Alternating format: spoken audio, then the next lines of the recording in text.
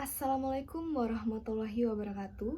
Perkenalkan, nama saya Adani Sarala Denis dengan NIM 4012111038. Saya merupakan mahasiswi semester 6 dari Fakultas Hukum Universitas Bangka Belitung. Dan di sini saya akan mengerjakan tugas analisis mata kuliah Hukum Kemaritiman, yang dimana saya akan membahas materi terkait dengan konservasi laut dan fauna di Indonesia yang terancam serta dilindungi berdasarkan hukum nasional dan hukum internasional. Baik, langsung saja kita masuk ke dalam pembahasannya. Berdasarkan hasil analisis saya yang dimana saya mendapatkan informasi dari beberapa website terkait dengan apa yang dimaksud dari konservasi laut dan fauna di Indonesia yang terancam serta dilindungi berdasarkan hukum nasional dan hukum internasional. Yang pertama-tama akan saya bahas di sini adalah terkait dengan apa yang dimaksud dari konservasi laut. Nah, konservasi laut itu sendiri merupakan bentuk dari tindakan perlindungan serta pelestarian terhadap ekosistem dan biota yang ada di lautan. Dan melalui pengelolaan terencana di lautan tersebut dimaksudkan untuk mencegah terhadap adanya tindak eksploitasi berlebihan terhadap sumber daya laut yang ada. Kemudian, konservasi laut ini juga didasarkan pada studi yang membahas tentang tumbuhan, serta hewan laut dan juga fungsi dari ekosistem dan didorong juga dengan adanya respons terhadap dampak negatif yang terlihat pada lingkungan seperti hilangnya spesies beberapa tumbuhan serta hewan, terjadinya degradasi habitat, perubahan fungsi pada ekosistem, dan juga berfokus pada pembatasan terhadap aktivitas manusia yang berpotensi besar menyebabkan kerusakan ekosistem laut, guna untuk memulihkan ekosistem laut yang hampir rusak atau sudah terlanjur rusak. Kemudian, guna untuk melestarikan spesies serta ekosistem biota laut yang rentan. Kerusakan laut dan kepunahan spesies fauna ini tidak serta-merta hanya karena faktor alam. Namun, terdapat juga campur tangan manusia di dalamnya yang turut menjadi penyebabnya akibat aktivitas yang dilakukan oleh manusia tersebut, seperti minyak tumpah ke lautan yang berdampak pada lingkungan laut, dan ini menjadi faktor yang turut berkontribusi terhadap pencemaran laut dikarenakan ulah dari aktivitas manusia tersebut. Pengerusakan serta pengeksploitasian sumber daya alam seperti terumbu karang yang dijadikan objek dari penelitian sebagai sumber potensial baru dalam dunia kesehatan atau kecantikan. Kemudian terumbu karang tadi dijadikan bahan baku dalam pembuatan obat-obatan, yaitu steroid dan obat-obatan antiinflamasi. Akibat dari perbuatan manusia ini, ekosistem di lautan seperti terumbu karang ini semakin terdegradasi dan diperlukan adanya tindakan konservasi guna untuk melestarikan keberadaannya agar tidak terjadi kepunahan. Kemudian penangkapan ikan dalam skala besar atau secara besar-besaran yang kerap kali disebut sebagai overfishing, yang dimana ini merupakan salah satu faktor dari penyebab utama penurunan potensi satwa liar di lautan selama beberapa tahun terakhir. Karena penangkapan ikan secara berlebihan ini atau dalam skala besar ini dapat merusak lingkungan laut serta mengancam ekosistem laut karena jumlah ikan yang berkurang secara drastis, hingga berpotensi mengakibatkan ikan-ikan atau spesies yang ada di lautan tersebut menjadi tidak bisa berkembang biak atau bereproduksi lagi, dan hal itulah yang ditakutkan di kemudian hari akan menyebabkan kepunahan spesies dan rusaknya ekosistem. Maka dari itu, guna untuk mencegah rusaknya ekosistem tadi, dilakukanlah konservasi laut untuk mencegah hal-hal tadi terjadi agar ekosistem dan spesies di lautan tetap terjaga keberadaannya dan tetap lestari. Karena apabila ekosistem tadi sudah rusak, itu akan turut berdampak dalam kehidupan manusia, karena manusia juga pasti menggantungkan kebutuhan pangannya dari hasil laut.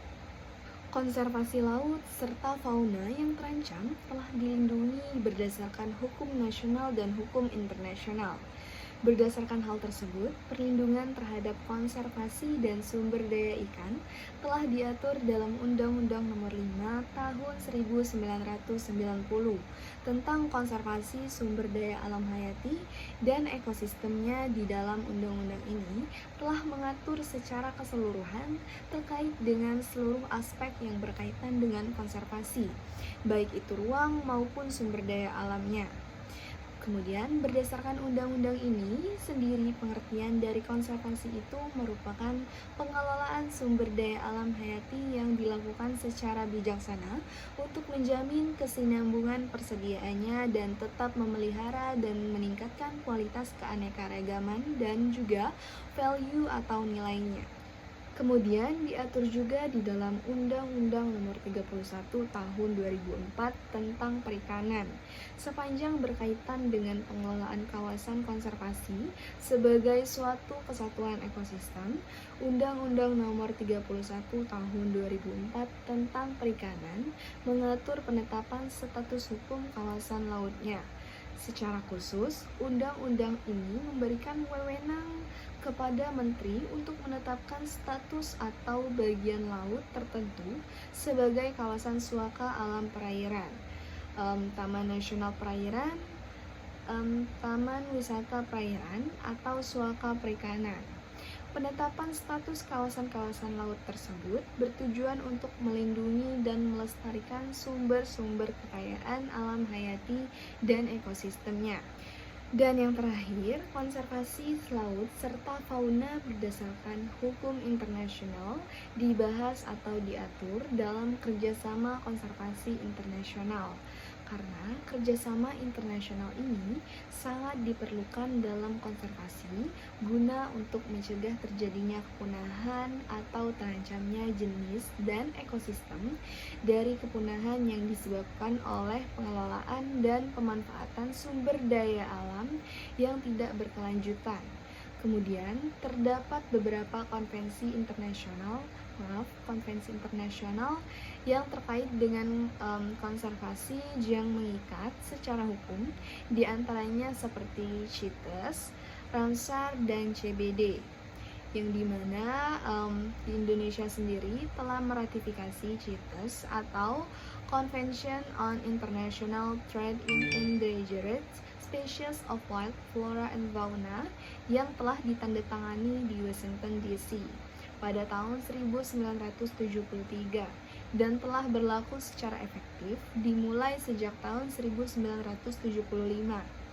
Hingga konvensi tersebutlah yang kemudian menjadi hukum nasional dengan melalui ratifikasi pada keputusan Presiden nomor 43 tahun 1978. Selanjutnya, ketentuan CITES merupakan kewajiban bersama dalam pelaksanaannya, namun harus didasari oleh peraturan perundang-undangan nasional yang turut memadai.